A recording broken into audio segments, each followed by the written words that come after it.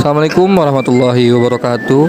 Saya Keis Abdullah Azka, NIM 12240606120. Saya di sini ingin menjelaskan tentang orientalis melihat Islam kritis, yang dimana ini adalah tugas yang diberikan oleh dosen saya untuk 2 minggu ke depan. Pada saat yang pertama, kita akan membahas awal mula kaum orientalis.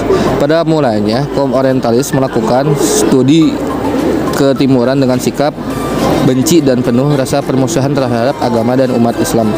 Hal ini dapat dimaklumi karena kaum orientalis pada masa kelahirannya umumnya terdiri dari pendeta-pendeta Yahudi dan Nasrani, terpacu pula dengan berkobarnya perang salib. Suatu pandangan yang merendahkan martabat Nabi sekaligus merendahkan kemuliaan agama Islam itu dapat difahami jika ditinjau dari beberapa faktor penyebab. Yang pertama, permusuhan dan kebencian yang diwariskan perang salib tahun 1096 sampai 1274 yang masih terkesan di Eropa kala itu. Kedua, kecuali karya ilmiah dan filsafat, maka manuskrip Arab dalam bidang agama dan sejarah hidup Muhammad Shallallahu Alaihi Wasallam belum pernah disalin ke dalam bahasa Latin pada masa itu. Ketiga, sikap dan pandangan Dante itu disebabkan oleh kebodohannya dalam kenyataan sejarah. Dan yang terakhir, menurut dokumen Vatikan tahun 1972 disebabkan prasangka dan fitnah. Setelah masa pembencian dan permusuhan tersebut berakhir, maka kaum orientalis memandang Islam dengan segala aspeknya, dengan pandangan bimbang dan sanksi mengenai kebenaran-kebenaran yang terkandung di dalamnya. Sebenarnya, kalau ia benar-benar masih ragu tentang jiwa Nabi Muhammad SAW, waras atau tidak, mengapa ia bersusah payah dan menghabiskan umurnya untuk menyelidiki agama yang dibawa oleh orang yang diragukan jiwanya? Kalau bukan memang jiwanya sendiri yang harus diragukan warasnya, suatu hal yang patut disyukuri bahwa di dalam Islam tidak ada satu ayat pun dalam Al-Quran dan tidak ada seorang pun dari ulama dan sejarah dan sarjana muslim yang meragukan jiwa Yesus Kristus, waras atau tidak. Hal ini bukan tidak adanya teknik ilmiah untuk membuktikan hal itu, melainkan semata-mata ajaran agama yang memerintahkan untuk menghormati seluruh nabi Allah tanpa terkecuali, dan konsep Islam tentang kenabian bahwa nabi adalah orang yang terpelihara dari perbuatan dosa, apalagi tentang jiwanya sudah barang tentu tidak perlu diragukan lagi.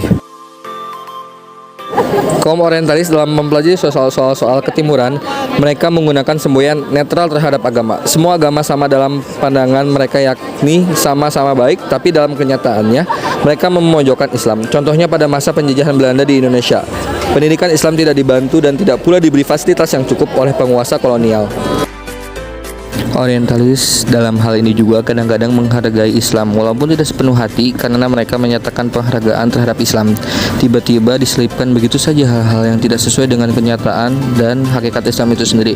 Contoh, Imam Al-Ghazali, filsuf Islam yang terkenal ini, menurut pandang orientalis adalah penyerang filsafat. Dalam bukunya Tahafatul Falasifah, sehingga mengakibatkan mundurnya dunia filsafat dalam Islam. Sikap toleransi dewasa ini biasa diungkapkan untuk kata-kata tata krama dalam kehidupan beragama.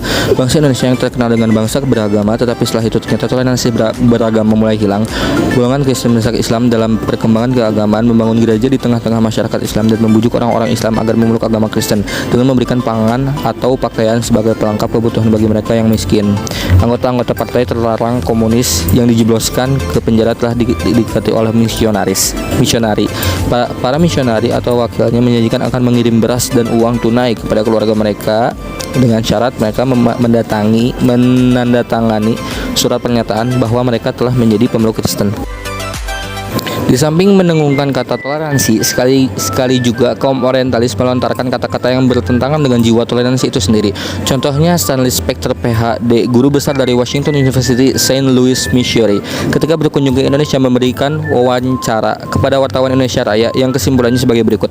Mengenai bahaya yang mengancam Indonesia sebenarnya bukan dari komunis era RT, melainkan dari pihak Islam yang fanatik konservatif, karena mereka statis dan karenanya harus ada modern progresif reforming dari Islam.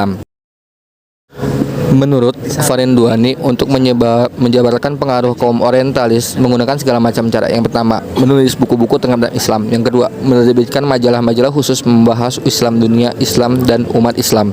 Yang ketiga, mengirim dan menyebarkan misionaris Kristen ke negara-negara Islam. Yang keempat, memberikan ceramah ilmiah di berbagai perguruan tinggi dalam berbagai ilmiah. Yang terakhir, berbagai macam konferensi dan menerbitkan ensiklopedia Islam dalam berbagai bahasa yang banyak berisi pemalsuan dan penodaan terhadap Islam. Timbulnya orientalisme dimotivasi oleh 5 hal. Yang pertama, motivasi keagamaan. Yang kedua, imperial. Yang ketiga, bisnis. Yang keempat, politis dan ilmiah. Yang terakhir, motivasi yang terakhir disebut ilmiah, yang dapat membuka cakrawala baru penilaian secara objektif terhadap doktrin dan umat Islam agar tidak dipandang sebelah mata. Jadi sekian yang bisa saya paparkan di materi ini. Untuk penutupannya saya ucapkan Assalamualaikum warahmatullahi wabarakatuh. Terima kasih.